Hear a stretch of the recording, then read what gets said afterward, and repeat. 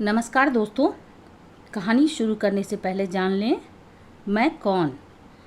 मैं रेनू और ये मेरा चैनल साहित्य की ओर, जहाँ मैं आपको रोज़ मिलवाती हूँ हमारे साहित्य की रोचक कहानियों से। हमारे इस सिलसिले को बनाए रखने के लिए मेरे चैनल को सब्सक्राइब करें और हाँ, बेल आइकन ज़रूर प्रेस करें ताकि आपको सारी अपडेट्स मिलती रहें। तो चलिए शुरू करते हैं मुंशी प्रेमचंद जी द्वारा लिखी गई कहानी अनाथ लड़की। सेठ पुरुषोत्तम दास पूना की सरस्वती पाठशाला का मुआयना करने के बाद बाहर निकले तो एक लड़की ने दौड़कर उनका दामन पकड़ लिया। सेठ जी रुक गए और मोहब्बत से उसकी तरफ देखकर पूछा, क्या नाम है? लड़की ने जवाब दिया, रोहिणी। सेठ जी ने उसे गोद में उठा लिया और बोले, तुम्हें कुछ इनाम मिला? लड़की ने उनकी तरफ बच्चों जैसी गंभीरता से देखकर कहा, तुम चले जाते हो, मुझे रोना आता है, मुझे भी साथ ले चलो। सेठ जी ने हंसकर कहा, मुझे बड़ी दूर जाना है, तुम कैसे चलोगी? रोहिणी ने प्यार से उनकी गर्दन में हाथ डाल दिए और बोली, जहाँ तुम जाओगे वहीं मैं भी चलूँगी, मैं तुम्हारी बेटी हूँगी। मदरसे के अफसर ने आगे बढ़कर कहा, इसका बाप साल भर हुआ नहीं रहा, माँ कपड़े सीती है, बड़ी मुश्किल से गुजर होती है। सेठ जी के स्वभाव में करुणा बहुत थी। यह सुनकर उनकी आंखें भर आईं। उस भोली प्रार्थना में वह दर्द था जो पत्थर से दिल को पिघला सकता है। बेकसी और यतीमी को इससे ज़्यादा दर्दनाक ढंग से जाहिर करना नामुमकिन था। उन्होंने सोचा, इस नन्हे से दिल में न जाने क्या अरमान होंगे और लड़कियां अपने खिलौने दिखाकर कहती होंगी, यह मेरे बाप ने दिया है। वह अपने बाप के साथ मदरसे आती होंगी, उसके साथ मेलों में जाती होंगी और उनकी दिलचस्पियों का जिक्र करती होंगी। यह सब बातें सुन सुनकर इस भोली लड़की को भी ख्वाहिश होती होगी कि काश मेरा बाप होता। माँ की मोहब्बत में गहराई और आत्मिकता होती है जिसे बच्चे समझ नहीं सकते। बाप की मोहब्बत में खुशी और चाव होता है जिसे बच्चे खूब समझते हैं। सेठ जी ने रोहिणी को प्यार से गले लगा लिया और बोले, अच्छा, मैं तुम्हें अपनी बेटी बनाऊंगा, लेकिन खूब जी लगा कर पढ़ना। अब छुट्टी का वक्त आ गया है, मेरे साथ आओ, तुम्हारे घर पहुंचा दूं। यह कहकर उन्होंने रोहिणी को अपनी मोटर कार में बिठा लिया।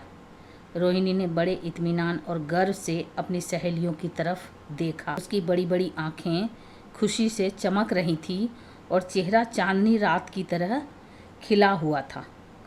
सेठ ने रोहिणी को बाजार की खूब सैर कराई और कुछ उसकी पसंद से, कुछ अपनी पसंद से बहुत सी चीज़ें खरीदी। यहाँ तक कि रोहिणी बातें करते करते कुछ थक सी गई और खामोश हो गई। उसने इतनी चीज़ें देखीं और इतनी बातें सुनी कि उसका जी भर गया। शाम होते होते रोहिणी के घर पहुँचे और मोटर कार से उतरकर रोहिणी को अब कुछ आराम मिला। दरवाज़ा बंद था। उसकी माँ किसी ग्राहक के घर कपड़े देने गई थी। रोहिणी ने अपने तोहफ़ों को उलटना पलटना शुरू किया। खूबसूरत रबड़ के खिलौने, चीनी की गुड़िया जरा दबाने से चूं चूं करने लगती और रोहिणी यह प्यारा संगीत सुनकर फूली ना समाती थी। रेशमी कपड़े और रंग बिरंगी साड़ियों की कई बंडल थे, लेकिन मखमली बूटे की गुलकारियों ने उसे खूब लुभाया था। उसे उन चीज़ों को पाने की जितनी खुशी थी, उससे ज़्यादा उन्हें अपनी सहेलियों को दिखाने की बेचैनी थी। सुंदरी के जूते अच्छे सही, लेकिन उनमें ऐसे फूल कहाँ हैं? ऐसी गुड़िया उसने कभी देखी भी ना होंगी। इन ख्यालों से उसके दिल में उमंग भर आई और वह अपनी मोहिनी आवाज़ में एक गीत गाने लगी। सेठ जी दरवाजे पर खड़े इन पवित्र दृश्य का हार्दिक आनंद उठा रहे थे। इतने में रोहिणी की माँ रुक्मिणी कपड़ों की एक पोटली लिए हुए आती दिखाई दी। रोहिणी ने खुशी से पागल होकर एक छलांग भरी और उसके पैरों से लिपट गई। रुक्मिणी का चेहरा पीला था, आंखों में हसरत और बेकसी छिपी हुई थी। गुप्त चिंता का सजीव चित्र मालूम होती थी, जिसके लिए जिंदगी में कोई सहारा नहीं। मगर रोहिणी को जब उसने गोद में उठाकर प्यार से चूमा तो जरा देर के लिए उसकी आंखों में उम्मीद और जिंदगी की झलक दिखाई दी। मुरझाया हुआ फूल खिल गया। बोली, आज तू इतनी देर तक कहाँ रही? मैं तुझे ढूंढने पाठशाला गई थी। रोहिणी ने हुमक कर कहा, मैं मोटर कार पर बैठकर बाजार गई थी। वहाँ से बहुत अच्छी अच्छी चीज़ें लाई हूँ। वह देखो कौन खड़ा है। माँ ने सेठ जी की तरफ ताका और लजाकर सिर झुका लिया। बरामदे में पहुँचते ही रोहिणी माँ की गोद से उतरकर सेठ जी के पास चली गई और अपनी माँ को यकीन दिलाने के लिए भोलेपन से बोली, क्यों, तुम मेरे बाप हो ना? सेठ जी ने उसे प्यार करके कहा, हाँ, तुम मेरी प्यारी बेटी हो। रोहिणी ने उनके मुंह की तरफ याचना भरी आंखों से देखकर कहा, अब तुम रोज यहीं रहा करोगे? सेठ जी उसके बाल सुलझाकर जवाब दिया, मैं यहाँ रहूँगा तो काम कौन करेगा? मैं कभी कभी तुम्हें देखने आया करूँगा, लेकिन वहाँ से तुम्हारे लिए अच्छी अच्छी चीज़ें भेजूँगा। रोहिणी कुछ उदास सी हो गई। इतने में उसकी माँ ने मकान का दरवाज़ा खोला और बड़ी फुर्ती से मैले बिछावन और फटे हुए कपड़े समेटकर कोने में डाल दिए कि कहीं सेठ जी की निगाह उन पर न पड़ जाए। यह स्वाभिमान स्त्रियों की खास अपनी चीज़ है। रुक्मिणी अब इस सोच में पड़ी थी, मैं इनकी क्या खातिर तवज्जो करूं? उसने सेठ जी का नाम सुना था।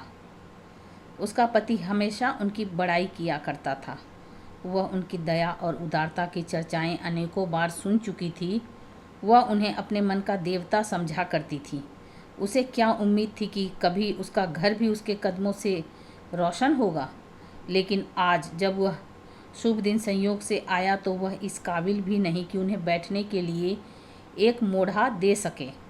घर में पान और इलायची भी नहीं। वह अपने आंसुओं को किसी तरह न रोक सकी। आखिर जब अंधेरा हो गया और पास के ठाकुर द्वारे से घंटों और नगाड़ों की आवाज़ें आने लगी तो उन्होंने जरा ऊंची आवाज़ में कहा, बाई जी, अब मैं जाता हूँ। मुझे अभी यहाँ बहुत काम करना है। मेरी रोहिणी को कोई तकलीफ़ ना हो।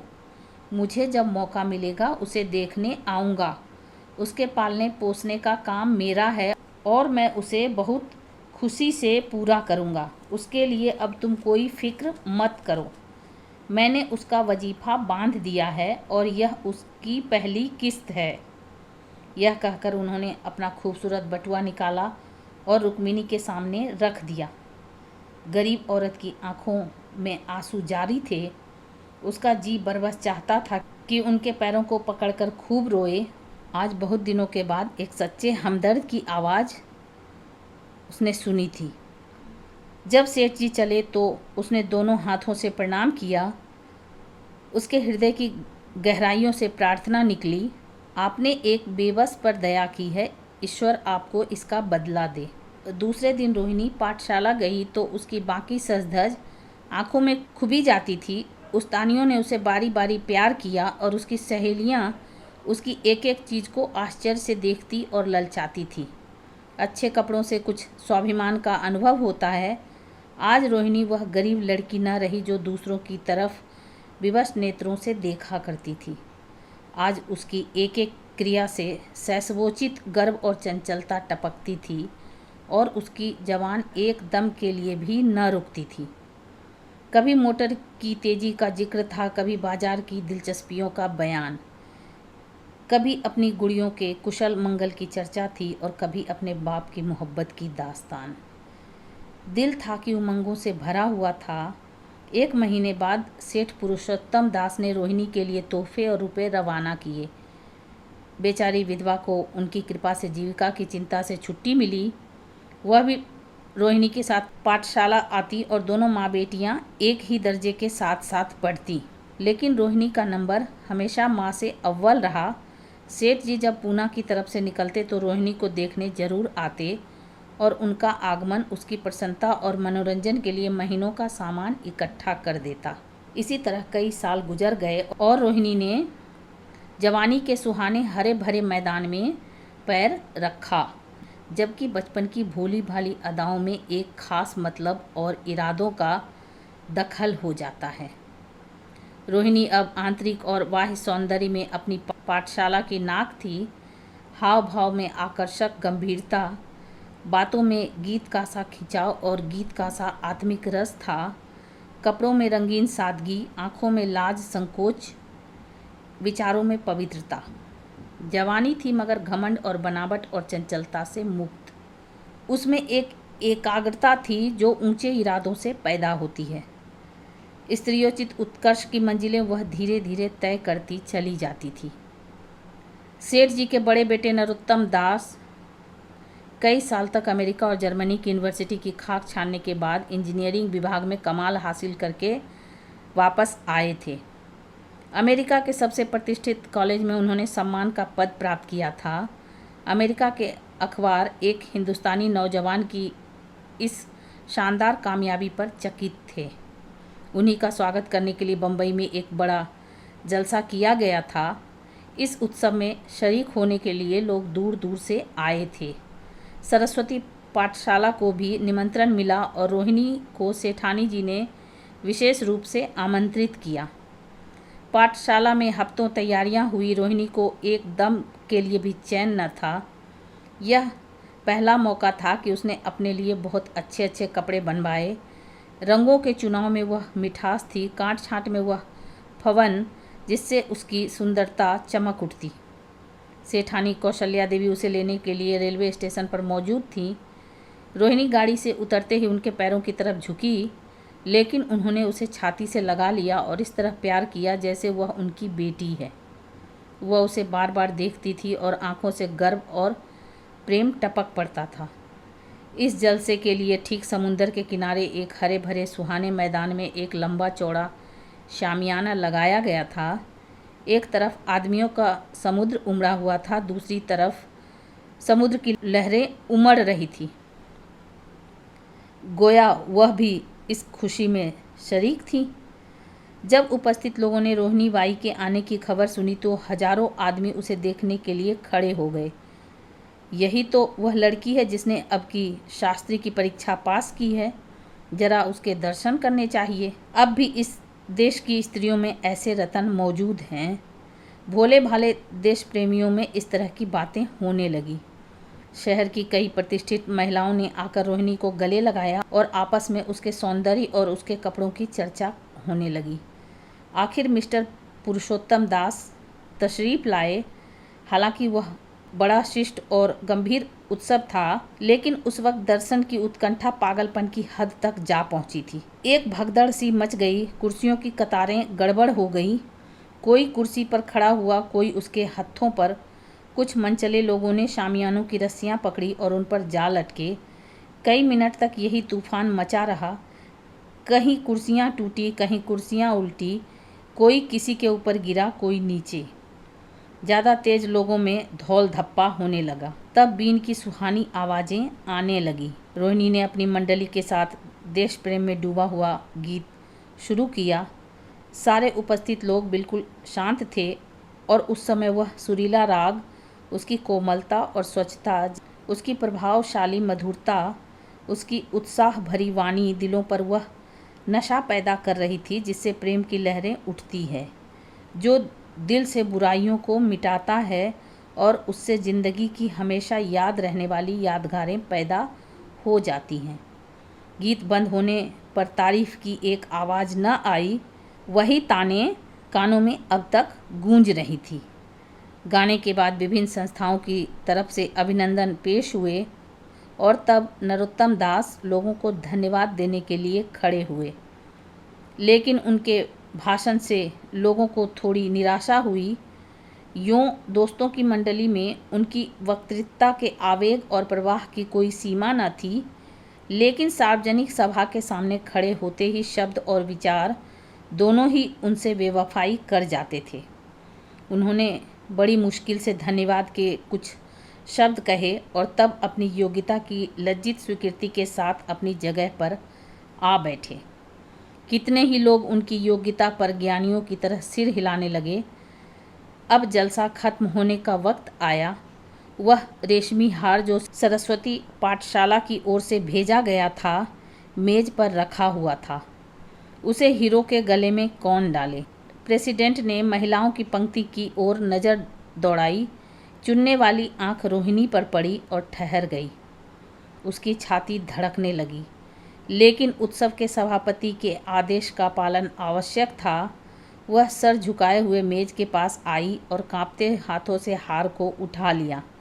एक क्षण के लिए दोनों की आंखें मिली और रोहिणी ने नरोत्तम दास के गले में हार डाल दिया। दूसरे दिन सरस्वती पाठशाला के मेहमान विदा हुए, लेकिन कौशल्या देवी ने रोहिणी को न जाने दिया। बोली, अभी तुम्हें देखने से जी नहीं भरा। तुम्हें यहाँ एक हफ्ता रहना होगा। आखिर मैं भी तो तुम्हारी माँ हूँ। एक माँ से इतना प्यार और दूसरी माँ से इतना अलगाव। रोहिणी कुछ जवाब न दे सकी।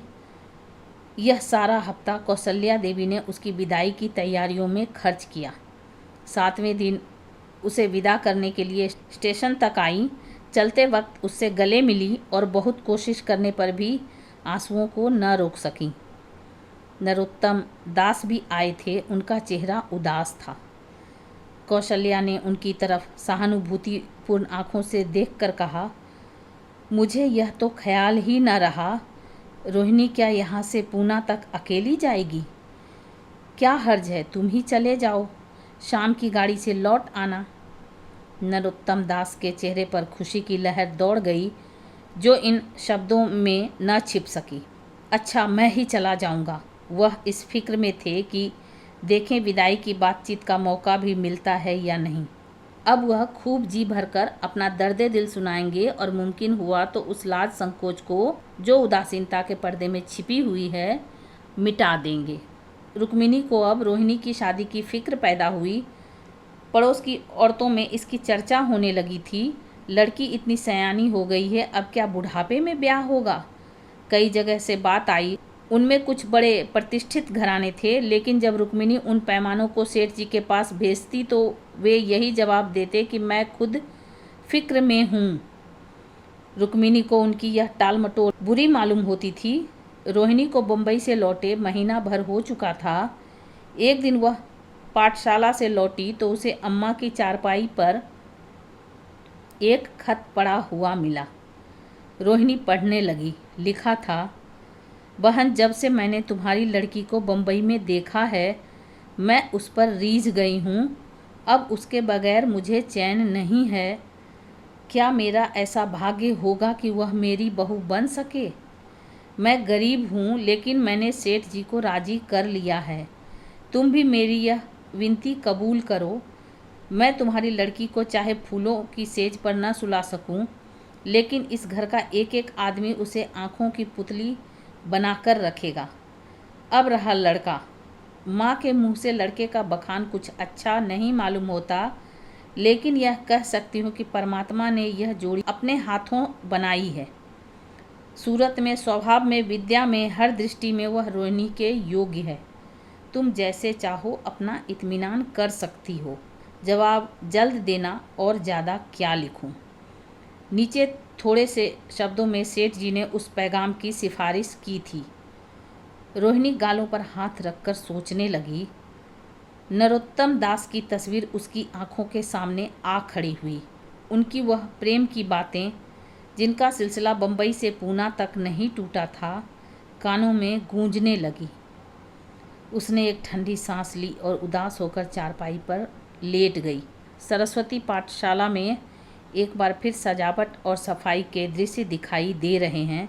आज रोहिणी की शादी का शुभ दिन, शाम का वक्त, बसंत का सुहाना मौसम। पाठशाला के दरो दीवार मुस्कुरा रहे हैं और हरा भरा बगीचा फूला नहीं समाता। चंद्रमा अपनी बारात लेकर पूरब की तरफ से निकला। उसी वक्त मंगलाचरण का सुहाना राग उस रुपहली चांदनी और हल्के हल्के हवा के झोंकों में लहरें मारने लगा। दूल्हा आया। उसे देखते ही लोग हैरत में आ गए। यह नरोत्तम दास था। दूल्हा मंडप के नीचे गया। रोहिणी की माँ अपने को रोक न सकी। उसी वक्त जाकर सेठ जी के पैर पर गिर पड़ी।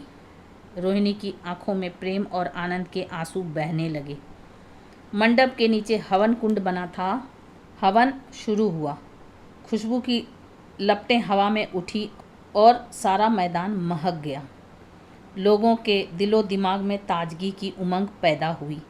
फिर संस्कार की बारी आई। दूल्हा और दुल्हन ने आपस में हमदर्दी, जिम्मेदारी और वफादारी के पवित्र शब्द अपनी जवानों से कहे। विवाह की वह मुबारक जंजीर गले में पड़ी जिसमें वजन है, शक्ति है, पाबंदियां हैं, लेकिन वजन के साथ सुख और पाबंदियों के साथ विश्वास है।